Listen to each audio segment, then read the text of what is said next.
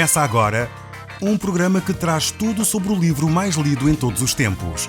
Apresentamos O Som do Livro.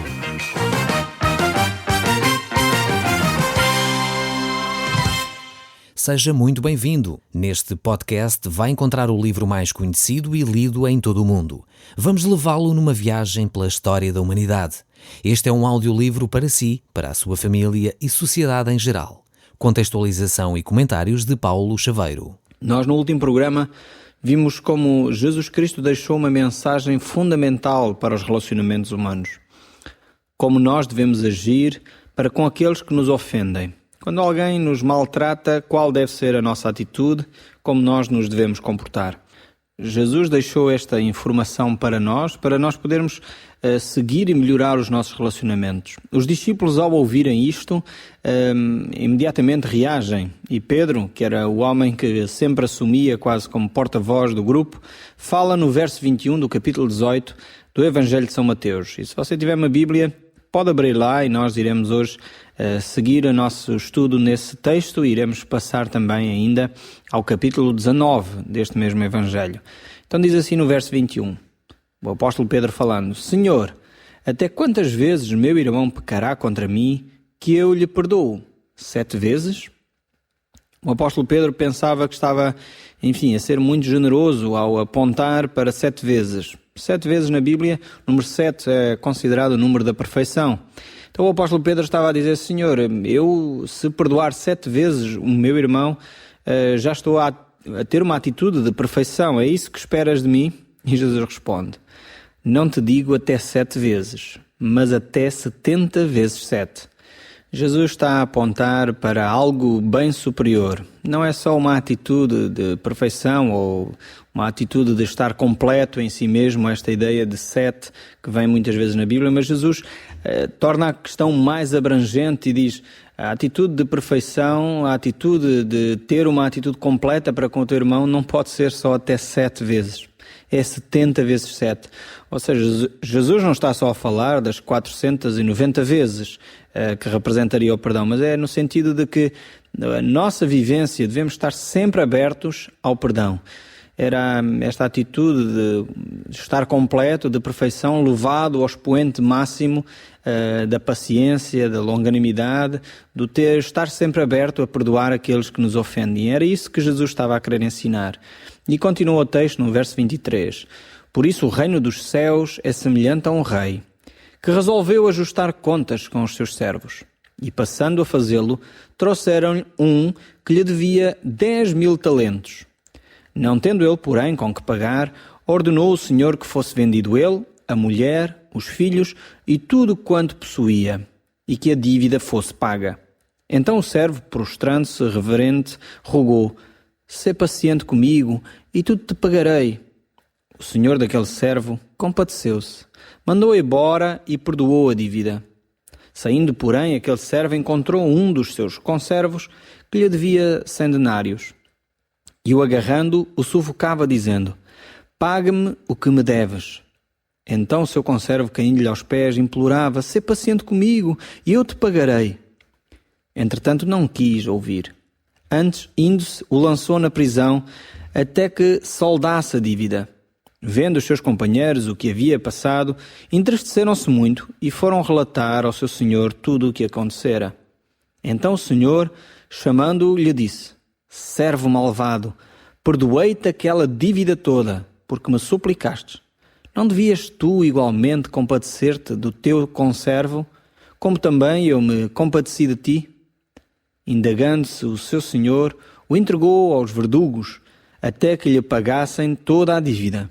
Assim também meu Pai Celestial o fará, se do íntimo não perdoardes a cada um a seu irmão. Vemos como Jesus conta mais uma vez uma história para ilustrar um princípio espiritual. E este princípio espiritual é o princípio do perdão. Ele queria que nós pudéssemos perdoar aos outros aquilo que Deus já nos perdoou. Aliás, na oração do Pai Nosso, Jesus ensina exatamente isso. Não sei se está lembrado desta oração, onde Jesus nos ensina e diz: e perdoa-nos as nossas dívidas, como nós perdoamos aos nossos devedores. Quando nós nos dirigimos a Deus, estamos a pedir que Ele nos perdoe de igual modo como nós perdoamos aos outros. E esta história que Jesus acabou de contar tem exatamente este mesmo princípio.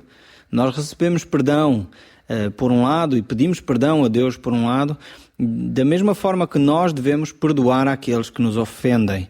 Efésios capítulo 4, verso 32 diz: Antes sede uns para com os outros benignos, compassivos, perdoando-vos uns aos outros, como também Deus em Cristo vos perdoou. Pelo facto de Cristo nos ter perdoado, pelo facto de Deus nos ter estendido a sua bondade e nos ter perdoado a grande dívida que tínhamos para com Ele, nós devemos fazer exatamente a mesma coisa para com os outros. E é aquilo que Jesus Cristo está aqui a ensinar. Aquele homem tinha uma grande dívida. Eram milhões de moedas de prata que ele devia àquele senhor.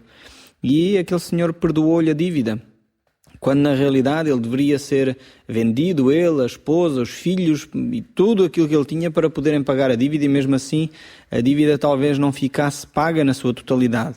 No entanto, ele encontra uma pessoa que lhe devia apenas algumas moedas e ele sufoca, quase mata essa pessoa com a pequena dívida que ele tinha. E é exatamente essa comparação que Deus faz entre o nosso pecado, aquilo que ofende a Deus, e aquilo que os outros nos fazem e nos ofendem a nós. Então devemos perdoar aqueles que nos ofendem. E é este o grande ensino que Jesus está a dar aqui neste Evangelho de São Mateus, capítulo 18. É um capítulo incrível sobre relacionamentos, como você deve gerir, no fundo, os conflitos que tem com a sua vizinhança, até mesmo com a sua esposa, com os seus filhos. Deve de agir desta maneira. Se a pessoa o ofendeu, você deve de ir ter com ele, confrontá-lo com a situação, mas com uma atitude de querer perdoar e não uma atitude de juízo, uma atitude de condenação. E eu tenho presenciado, quando este princípio de Mateus capítulo 18 é aplicado, de facto isso traz muita boa saúde nos relacionamentos. E é pena que às vezes nós esquecemos estes princípios importantes da palavra de Deus. Agora chegamos ao capítulo 19 e estamos então no verso 1 que diz: E aconteceu que, concluindo Jesus estas palavras, deixou a Galileia e foi para o território da Judeia, além do Jordão. Jesus saiu daquele lugar e o verso 2 diz: Seguiram-nos muitas multidões e curava a todos. As multidões que seguiam Jesus eram realmente tocadas pela bondade de Jesus Cristo. Jesus continuava tendo compaixão destas pessoas, sendo bondoso para com elas, e não deixava as multidões sem resposta às suas necessidades, assim como Ele ainda hoje o faz. Jesus quer falar à sua necessidade, onde você se encontra. Ele quer falar consigo. Abra o seu coração e ouça aquilo que Deus tem para lhe dizer. Depois desta situação em que Jesus está com as multidões, vieram então, diz o verso 3, alguns fariseus e o experimentavam, perguntando: É lícito ao marido repudiar a sua mulher por qualquer motivo? É interessante ver que a Bíblia introduz este assunto do divórcio depois de ter tratado sobre o perdão. E é interessante que esta pergunta que os fariseus fazem vem no contexto do perdão.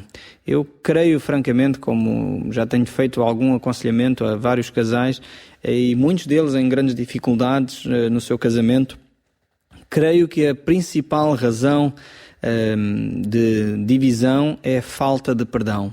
Nós necessitamos de aprender a perdoar aqueles que nos ofendem e aplicar, inclusive no casamento, este princípio sobre o perdão que Jesus nos ensinou aqui no capítulo anterior, que nós, se somos ofendidos, devemos ir falar com a pessoa que nos ofendeu. E se essa pessoa é o seu marido ou a sua esposa, se você se sente ofendido, deve ter esse dever, essa responsabilidade de ter com ele, com ela, e regularizar a situação. E se a pessoa não ouve, não tenha receio de chamar uma terceira pessoa para vos ajudar a conversar. Infelizmente, muitas vezes as pessoas preferem chegar à separação do que ter alguém que ajude a mediar, a aconselhar os relacionamentos. Infelizmente, aquele ditado popular que nos diz entre marido e mulher, ninguém mete a colher, eu creio que não há ditado mais errado na nossa cultura do que este. De facto, se muitas pessoas pudessem ser verdadeiros auxiliadores, conselheiros para os casais que muitas vezes têm dificuldades em perdoar, certamente haveria uma taxa de divórcio muito menor. E quem no fundo beneficia com isso é você próprio é a sua esposa, é o seu marido, que é os seus filhos. Quem é o maior beneficiado de não passar por essa situação são vocês mesmos, que certamente às vezes pensam nestas questões. E é necessário que nós deixemos Cristo falar ao nosso coração. E ele, antes de falar sobre o divórcio, ele fala sobre o perdão. E é necessário que esteja esgotado todas as possibilidades de perdão antes de se pensar numa situação de separação ou numa situação de divórcio. Mas estes fariseus, eles queriam experimentar Jesus e eles trazem uma pergunta: será que é lícito divorciar-se, repudiar a sua mulher por qualquer motivo? Então respondeu ele: não tendes lido o que o Criador disse desde o princípio? Os fez homem e mulher e disse: por esta causa deixará o homem pai e mãe e se unirá à sua mulher, tornando-se os dois uma só carne. Jesus Cristo responde aos fariseus trazendo o assunto para a origem do homem, para a origem do casamento, para a origem da família, no fundo, para o livro do Gênesis que nós já falámos nos programas anteriores.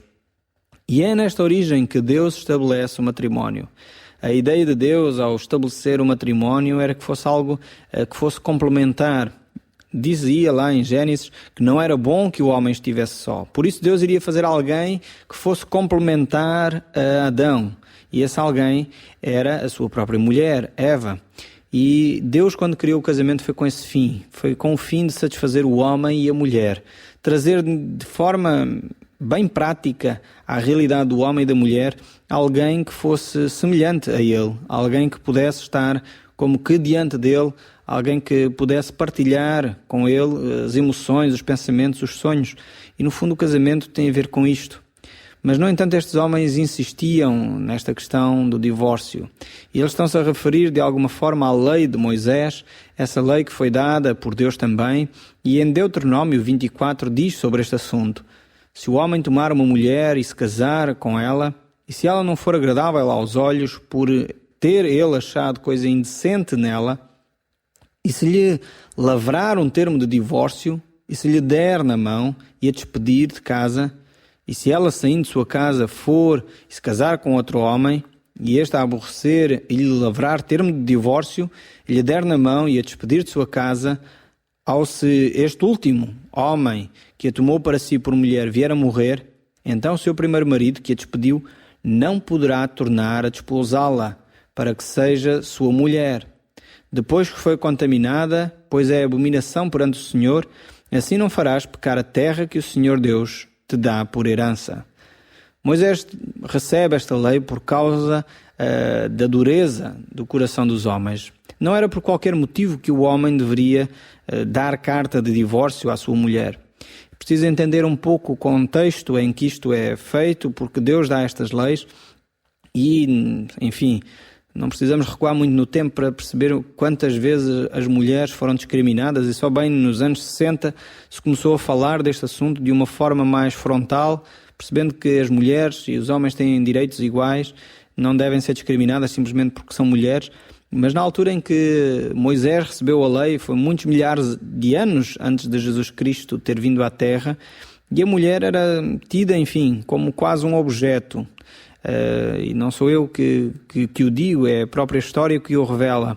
E Deus então dá esta permissão de ser dada uma carta de divórcio para a proteção da mulher. Acima de tudo, a ideia desta carta de divórcio era que desse a possibilidade à mulher de poder contrair um novo matrimónio.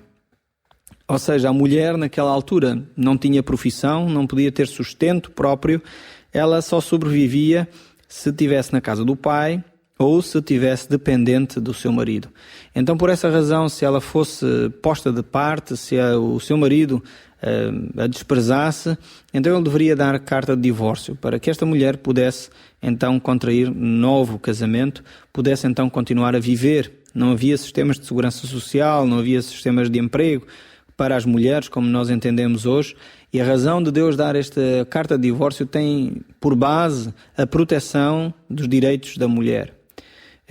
Por isso, o homem, quando recebe esta diretiva, era no sentido de proteger a mulher. Mas este não era o desejo de Deus. O desejo inicial de Deus era que ninguém separasse aquilo que Deus uniu. E este era o desejo de Deus. Esta é a vontade expressa de Deus para o seu casamento e para o casamento de toda a gente. Deus não quer que o homem separe aquilo que Deus juntou.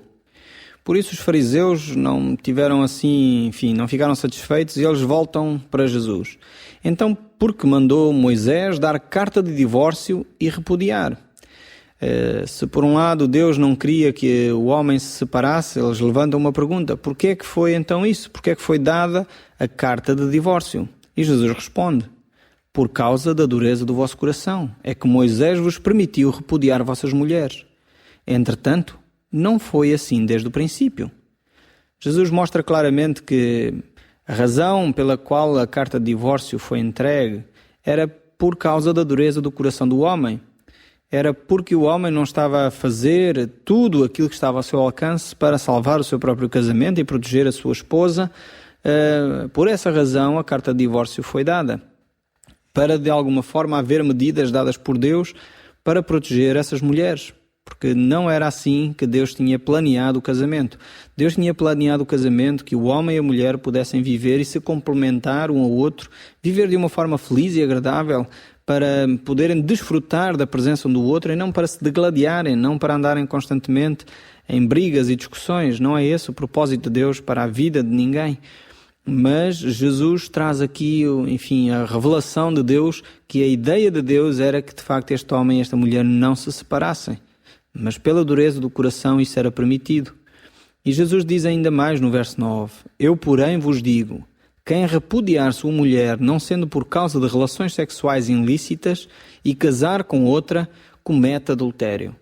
Jesus agora vai restringir, digamos assim, esta atitude mental destes fariseus, esta atitude bastante permissiva destes fariseus, por qualquer razão. Então já não valia a pena lutar pelo matrimónio. As pessoas estavam constantemente divorciando-se, passando cartas de divórcio. Aliás, a pergunta deles era se era lícito repudiar a mulher por qualquer motivo. Mas Jesus, digamos assim, aperta o cerco e diz: não, a situação não é essa.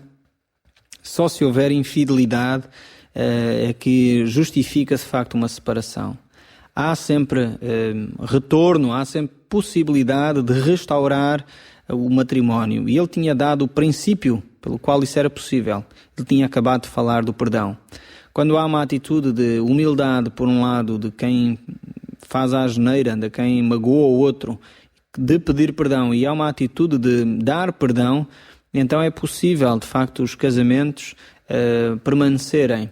Agora, quando a fidelidade é traída, quando a confiança é traída, então torna-se muito difícil. E Jesus diz: por essa razão é permitido um divórcio. Por essa razão é permitido que haja uma separação, por causa da infidelidade, e não há outra razão.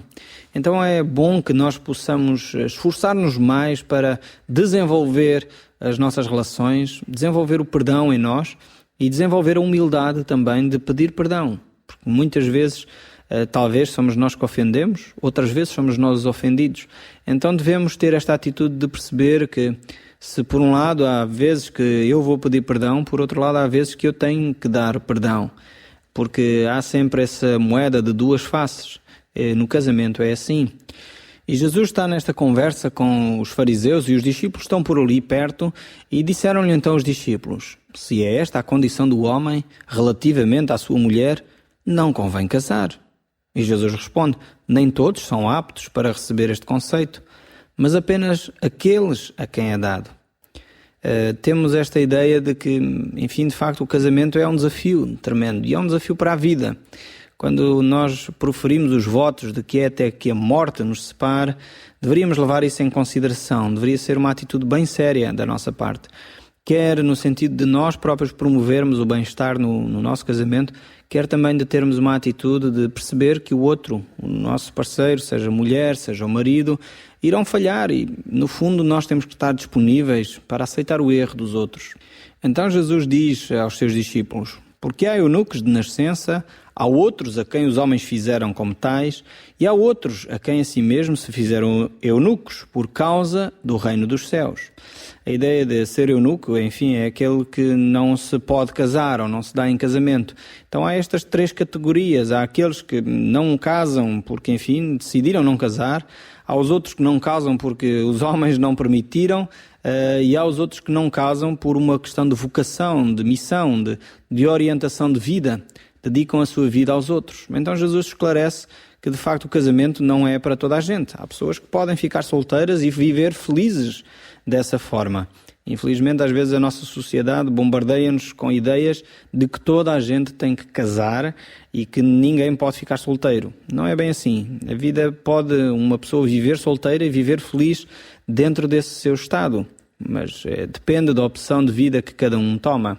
Depois Jesus continua no verso 13 em diante e diz: trouxeram-lhe então algumas crianças para que lhes impusesse as mãos e orasse, mas os discípulos repreendiam. Jesus, porém, disse: deixai os pequeninos, não os embaraçais de vir a mim, porque de tais é o reino dos céus. E tendo-lhes imposto as mãos, retirou-se dali. Jesus continua a abençoar os pequeninos, e é interessante ver como este tema do divórcio está, no fundo, ensanduichado entre o perdão e o abençoar as crianças. E nós sabemos, eu como conselheiro de muitos casais, e talvez você, por conhecimento da vida de muita gente, sabe como o divórcio traz dificuldades à vida familiar e em particular às crianças. Jesus vai continuar a falar das orientações que saem do seu reino, aquilo que Deus espera para a sua vida. Talvez você esteja a perguntar: mas como posso eu viver todas estas situações na minha vida? Isso é o que nós vamos ver no próximo programa. O Som do Livro, uma produção da Rádio Transmundial de Portugal.